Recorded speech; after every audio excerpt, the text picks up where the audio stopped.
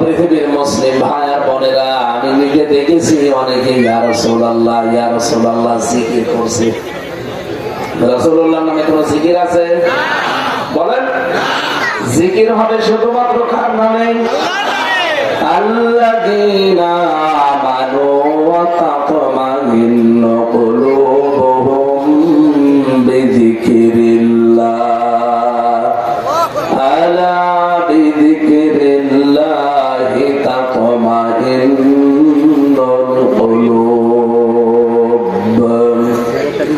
সূরা আল-ফাতিহার 28 নম্বর আয়াতে আল্লাহ জানিয়েছেন, যারা ঈমানদার তাদের অন্তরটা প্রশান্তি লাভ করবে আল্লাহর জিকিরে। কেন আল্লাহ বলতে পারতেন না তাদের অন্তর প্রশান্তি হবে রাসূলুল্লাহর জিকিরে? রাসূলুল্লাহর জিকিরে আমাদের অন্তর প্রশান্তি হবে না। আমাদের অন্তর প্রশান্তি লাভ করতে পারে শুধুমাত্র একমাত্র কেবলমাত্র কার জিকিরে? কিন্তু জিকিরটা হওয়া লাগবে সহি শুদ্ধ। দেশে কত মানুষ তো জিকির করে, বিশেষ করে এই জেলায় বেশি। আলী বাবা, শাহ আলী বাবা, খাজা বাবা, দয়াল বাবা। আর এখানকার কিছু আল্লাহ বলে আরো বিভিন্ন জায়গায় আছে, তারা আবার কেল্লা বাবা, ফকি বাবা। আমি যেগুলো বলছি প্রতিটি কথার পেছনে আমি দলিল বলছি, আপনি দরকার রেকর্ডটা পরে শুনবেন। সূরা ফুরকান 19 নম্বর পারার 4 নম্বর পৃষ্ঠার 12 নম্বর লাইনের 68 নম্বর আয়াতের প্রথম অংশে আছে, ওয়াল্লাযীনা লা ইয়াদউনা মা'আল্লাহি ইলাহান আখার। রব্বুল আলামিন বলেন, আমি আল্লাহর সাথে অন্য কাউকে তারা ডাকে না।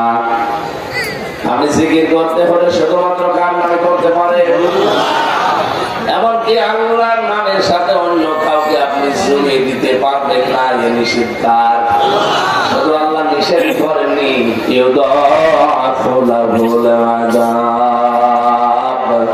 আল্লাহ বলেন আমি ডবল শাস্তি দেব যারা দুনিয়াতে আমি আল্লাহর পাশাপাশি অন্য কোন নাম ধরে জিকির করে। সুতরাং আল্লাহ বাদে যদি কেউ আলী বাবা, খাজা বাবা, দয়াল বাবা, আল্লাহ বাবা, ফতে বাবা বলে জিকির করে, হয়তো মনে করছেন এ আর কি হবে না, ডবল শাস্তি হবে আপনার। আজকে থেকে এটা নিষিদ্ধ, কথা বলে না। এমনকি আল্লাহর নামকে আপনি উলট পালট করে পরিবর্তন করেও ডাকতে পারবেন না, বাড়া কমা না, যেভাবে আছে ওইভাবে। আপনি যদি জিকির করতে চান বলবেন সুবহানাল্লাহ, আলহামদুলিল্লাহ, লা ইলাহা ইল্লাল্লাহ, আল্লাহু আকবার। সূরা আরাফের 181 নম্বর আয়াতে আল্লাহ জানিয়েছেন, রব্বুল আলামিন বলেন, লিল্লাহিল আসমাউল হুসনা ফাদউহু বিহা ওয়া যারুল্লাযীনা ইউলহিদুনা ফি আসমাইহি সায়াজজাউনা মা কানু ইয়ামালুন। আর একটি পাঠে শুনবেন, আল্লাহ পাক বলেন আমার অনেক নাম আছে। আল্লাহর নাম আমরা সচরাচর 99টা জানি, কিন্তু আল্লাহর নাম আমি 5000 পেয়েছি।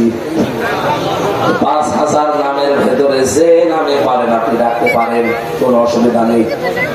কিন্তু সাবধান, আল্লাহর নামকে ইলহাদ করবেন না। ইলহাদ মানে পরিবর্তন করে দেওয়া। এ জেলায় যারা জিকির করেন আল্লাহ আল্লাহ আল্লাহ, এরপরে হু হু, এর ভেতরে কি আপনি পাবেন আল্লাহকে? আপনি আল্লাহর নামকে উচ্চারণ করবেন কি বাঁকা চোরা ভাবে, ভাঙ্গা চোরা ভাবে না স্পষ্ট? আরাতিল কুরআনা তারতিলা। রব্বুল আলামিন বলেন, কেউ যদি কোরআনে কারীম পড়ে সে যেন শুদ্ধ করে তারতিলের সাথে স্পষ্ট ভাবে থেমে থেমে পড়ে। যেহেতু আল্লাহ এই শব্দটা কোরআনে নেই, বলেন বলেন, এখন থেকে ডাকতে হলে এটা শুদ্ধ করে উচ্চারণ করবেন। আপনার এই মুখের দিকে আমার আল্লাহ তাকিয়ে তাকিয়ে আছে দেখি আমার বান্দা শব্দ করে নামটা বলে কিনা। ফরিদপুর বাসে ক্লাস চলছে, ক্লাসের মতো করে কথাগুলো আপনি আয়ত্ত করে নেবেন। আমি যে কথা বলেছিলাম আল্লাহর নামকে আপনি এলাহাত করতে পারবেন না। যা বলছে এগুলো এমনি এমনি বলা দরকার বলি আপনি শোনা দরকার, শোনেন। বিষয়টা এমন না, আল্লাহর নির্দেশ। জিকির করা লাগবে বলেন তো শুধুমাত্র কার নামে? এমনকি তার নামকে আপনি এলাহাত মানে পরিবর্তন করতেও পারবেন না। সুতরাং এই দেশে হয়তো অনেকে বুঝে হোক না বুঝে হোক ওই ভণ্ড পীরদের প্রতারণায় খপ্পরে পড়ে তারা জিকির নতুন নতুন বানিয়েছেন। আপনি ভুল পথে আছেন। ওদের কাছে আপনি জিজ্ঞাসা করেন যে দলিল বলেন, কিন্তু দরবার নষ্ট হয়ে যাবে, দলিল পাবে না। আজকে থেকে জিকির শুনলাম, واذكر ربك في نفسك تضرعا وخيفة ودون الجهر من القول بالغدو والآصال ولا تكن من الغافلين। সূরা আরাফের 204 নম্বর 5 নম্বর আয়াতে আছে রব্বুল আলামিন বলেন, হে নবী আমাকে স্মরণ করবেন মনে মনে। আয়াতে তাকান, মনে মনে স্মরণ করবেন। 2 নম্বর ভিতর সন্তুষ্ট হয়ে, 3 নম্বরে কান্না জড়িত কণ্ঠে, 4 নম্বরে উচ্চ আওয়াজ বাদ দিয়ে। যেহেতু এই শব্দটা নিয়ে সারা বাংলাদেশ সহ ভারতের অনেক প্রদেশে মানুষ অনেকেই বুঝে হোক না বুঝে ব্যবসা করে খাচ্ছে, দলিলটা বললাম। আমার উপরে রাগ না করে 4টা নিয়ম দিয়ে আপনি জিকির করবেন। 1 নাম্বার মনে মনে, 2 নাম্বার ভিতর সন্তুষ্ট হয়ে, 3 নম্বরে কান্না জড়িত কণ্ঠে, 4 নম্বরে উচ্চ আওয়াজ বাদ দিয়ে। যারা জিকিরকে ইবাদত মনে করে করেন এর বাইরে আপনি যেতে পারবেন? আরো জোরে বলেন। এর বাইরে যারা আছে, যারা ভুল পথে আছেন, আপনার কোনো দলিল নেই। তাহলে রাসূলের উপরও কোনো দরুদ বলছে নেই, রাসূলের উপরে কোনো জিকির, জিকির শুধুমাত্র বলেন তো কার নামে? মাঝে মাঝে শুধু বাবার নামে জিকির করে হালকা জায়গা আছে। আমাদের দেশটাতে তো চালু করে দিয়েছিল সব জায়গায় জিকির হবে খালি বাবার। টয়লেটের উপরে আমি নিচে লেখা দেখেছি বঙ্গবন্ধু টয়লেট। হ্যাঁ, ওখানে বসে বসে জিকির করবো বঙ্গবন্ধু বঙ্গবন্ধু। কত নিচে নামিয়েছিলেন আপনি টের পাচ্ছেন? হয়তো উপরে তুলতে গেছেন, গেছে নিচে নেই। আমি জেলখানায় থাকাকালীন একজন ফাঁসির আসামি পেয়েছিলাম, মামুন সোহেল চৌধুরী নায়ক বলে একজন ছিল না, তাকে হত্যা করেছিল লোকটা। 25টা বছর জেলে ছিল। আমরা এদিকে রাত 3:30টায় উঠতাম তাহাজ্জুদ পড়ার জন্য, আরো একটু জিকির করার জন্য, কিন্তু জিকির জাত মতো না। কি গো মাওলানা মামুনুল হক আর আমি 2 জন ওনাকে ডাক দিলাম, ভাই কি করেন? জিকির করি। কিসের জিকির? রাসূলের ইশক। ও ইশকে জিকির করে।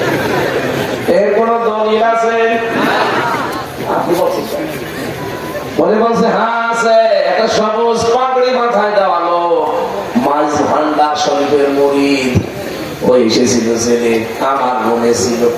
উনি আমাকে শিখিয়ে দিয়েছে জেল থেকে যদি তাড়াতাড়ি বের হতে চান ইয়া রাসূলুল্লাহ জিকির করবেন। ওই তো শিখাবে। ও যেমন ভণ্ড আপনাকে একটা ভণ্ড জিকির শিখিয়ে দিয়েছে। রাসূলুল্লাহর নামে ভাই জ্ঞানের রিসাইতুল হাদিস। আমি দোয়া কোরআন শরীফ আমার এই বুকের ভেতরে আল্লাহ দিয়েছে। সাপ বলছি রাসূলের নামে কোন জিকির আমরা পাইনি। আপনি এখন থেকে যদি জিকির করতে চান আল্লাহর নামে করবেন, আর দরুদ পড়তে চাইলে আপনি রাসূলের নামে পড়বেন। সূরা হাসানের 56 নম্বর আয়াতটা তারে শোনালাম, ইন্নাল্লাহা ওয়া মালাইকাতাহু ইউসাল্লুনা আলান নাবী ইয়া আইয়ুহাল্লাযীনা আমানু সাল্লু আলাইহি ওয়া সাল্লিমু তাসলিমা। অবশ্যই আমি আল্লাহ নিজে এবং আমি যত ফেরেশতা বানিয়েছি কোন ফেরেশতা বাদ নেই, মালা কোন আল্লাহ দেয়নি, মালাইকা বহু বচন দিয়েছেন। যত ফেরেশতা বানিয়েছি সব ফেরেশতা ইউসাল্লুনা আলান নবী, তারা দরুদ পড়ে আমার নবীর উপরে। ইয়া আইয়ুহাল্লাযীনা আমানু, তবে যারা ঈমানের দাবি করো, সাল্লু, আমার আদেশ, দিস ইজ মাই অর্ডার, এটা আমার অর্ডার, আদেশ, তোমরাও দরুদ পড়ো। তুমি একা পড়ো না, সাল্লি দিতেন তাহলে সাল্লু বহু বছর। তোমরা যারা সবাই বসে আছো সবাই দরুদ পড়ো আলাইহি, তার উপরে, ওয়াসাল্লিমু তাসলিমা। এভাবে পড়বা যথাযথভাবে সম্মান দিয়ে। এই শব্দটা বলার জন্য আমি এসেছি। যথাযথভাবে আপনি সম্মান দিয়ে কিভাবে পড়বেন? অনেকে আয়াতের ব্যাখ্যা ভুল ব্যাখ্যা করে মানুষকে জানিয়েছে যে যথাযথ সম্মান দিয়ে, তার মানে দাঁড়িয়ে পড়ে করা লাগবে। ইয়া নবী, আপনি রাসূলের পড়া 63 জীবন খোলেন, 63 বছর পড়া জীবন আমি নিজে পড়ে কোন জায়গায় একটা দুইটা না, সিরাতের প্রায় 13টার উপরে আমার গ্রন্থ পড়া আছে। কোন জায়গায় আমি পাইনি যে রাসূলের জন্য ইয়া নবী সালাম, এটা সব মানুষ বানিয়েছে। আপনি যদি সত্যি যথাযথভাবে দরুদ পড়তে চান, যেহেতু সাল্লু আলাইহি ওয়া সাল্লিমু তাসলিমা, সম্মানজনক ভাবে, সম্মান সূচক ভাবে, যথাযথ ভাবে হক আদায় করে দরুদ পড়তে চান, যেই কথাগুলো দরুদে বলেন ওইগুলো আপনার জীবনে আগে সেট করবেন।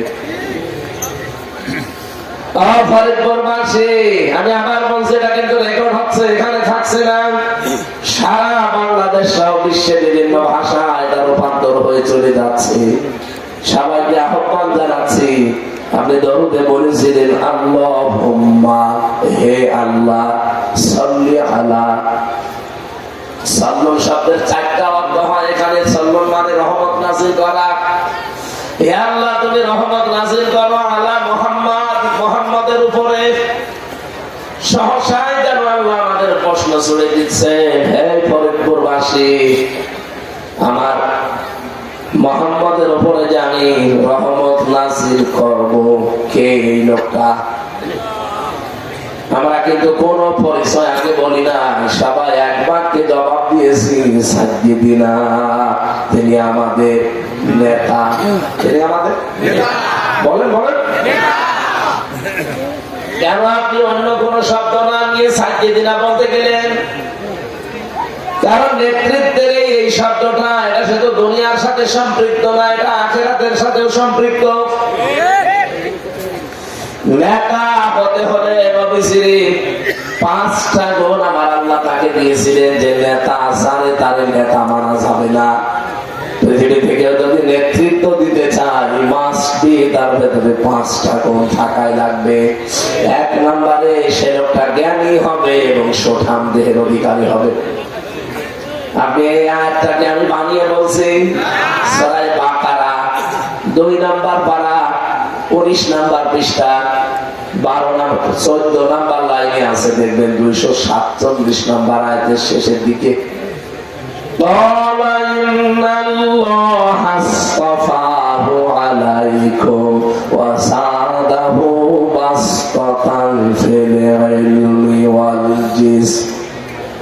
রব্বুল আলামিন বলেন, এই পৃথিবীতে যে মানুষগুলো জ্ঞান অর্জন করে আর যে মানুষগুলো শক্তিশালী, তাদেরকে আমি আল্লাহ মনোনীত করেছি নেতৃত্বের জন্য।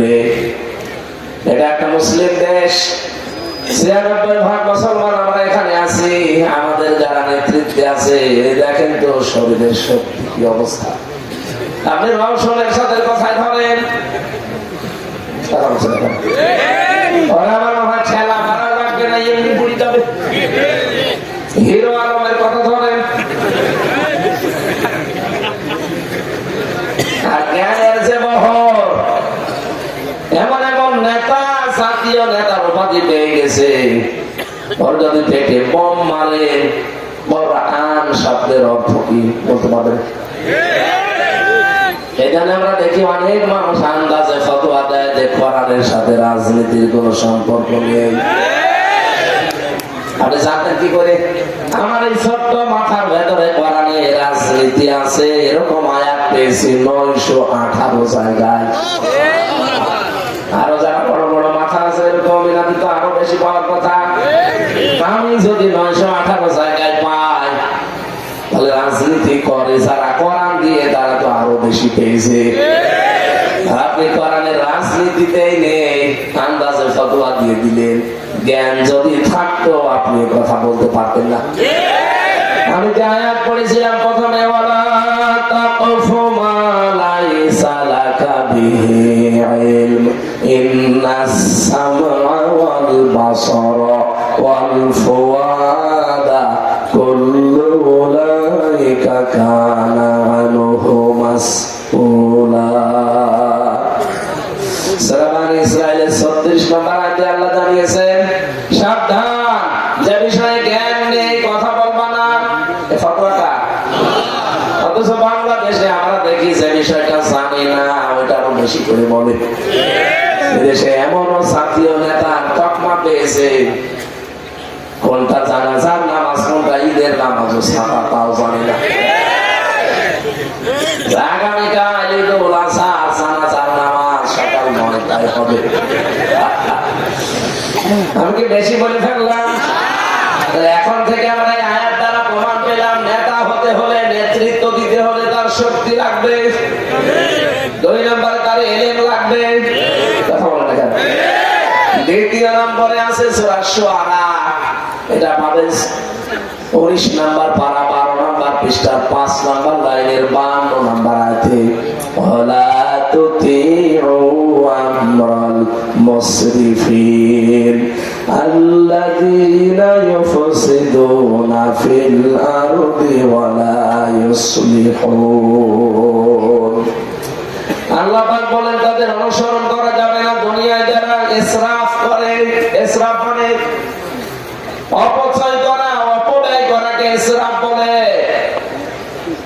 2 নম্বরে দুনিয়াতে যারা বিশৃঙ্খলা তৈরি করে, ফাসাদ সৃষ্টি করে, সংশোধনের জন্য যাদের কোনো ভূমিকা নেই। এখানে আয়াতে আল্লাহ 3টা কথা জানিয়েছেন। সামনে নেতৃত্ব দিতে পারবে তারা যারা দুনিয়াকে সংশোধন করতে চায়, ফাসাদ বিশৃঙ্খলা যারা তৈরি করতে চায় না, আর যারা অপচয় করে না, এদের নেতৃত্ব মেনে নেওয়া লাগবে। আমি কি আগ্রহ তৈরি করছি? বাড়িতে খালি মিলিয়ে দেখবেন আপনার জীবন আশা করছি এদিকে ঝুঁকে আসবে। 3 নাম্বারটা বলছি এবার, রব্বুল আলামিন বলেন যারা জালেম হবে এদের জন্য নেতৃত্ব দেওয়া যায় নেই। সূরা বাকারা 124 নম্বর আয়াতের মাঝের অংশে আছে, ক্বালা ইন্নী জাইলুকা লিন-নাসি ইমামা। হযরত ইব্রাহিম আলাইহিস সালাম তিনি যখন জীবনের প্রতিটি পরীক্ষায় পাশ করে গেলেন, 50টা পরীক্ষা আল্লাহ তাকে করেছিল। প্রত্যেক পরীক্ষায় তিনি যখন পাশ করলেন, আল্লাহ পাক বলেন, ইব্রাহিম আমি তোমাকে মানব জাতির জন্য নেতা বানিয়ে দিলাম। হযরত ইব্রাহিম ওই সময় প্রশ্ন দিলেন, ক্বালা ওয়া মিন যুররিয়াতি। আল্লাহ নেতৃত্ব দেওয়ার এই গণাবলী, এই দায়িত্ব, এটাকে শুধু আমি পেলাম নাকি আমার বংশধর যারা আসবে, আমার সন্তানাদি তারাও পাবে?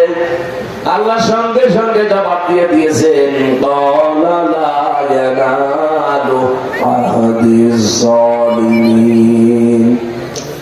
ইয়ানালু এটা মুসারে বর্তমান, ভবিষ্যৎ, প্রেজেন্ট, ফিউচার। এদিকে তাকান।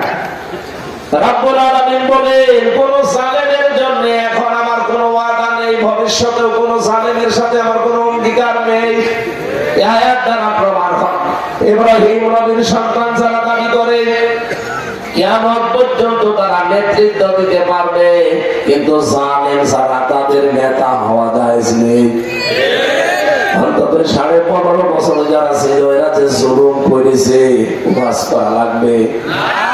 আমি প্রমাণ আপনারা দেখতে পাচ্ছেন।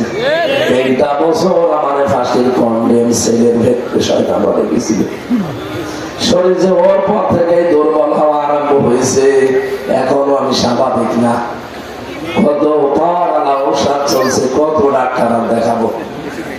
বাংলাদেশ সহ সিঙ্গাপুর সহ মালয়েশিয়া সহ কত জায়গা দেখালাম। সবার এক কথা যে আপনার ভেতরে চাপ দিয়েছে, এখন স্বাভাবিক হতে সময় লাগবে।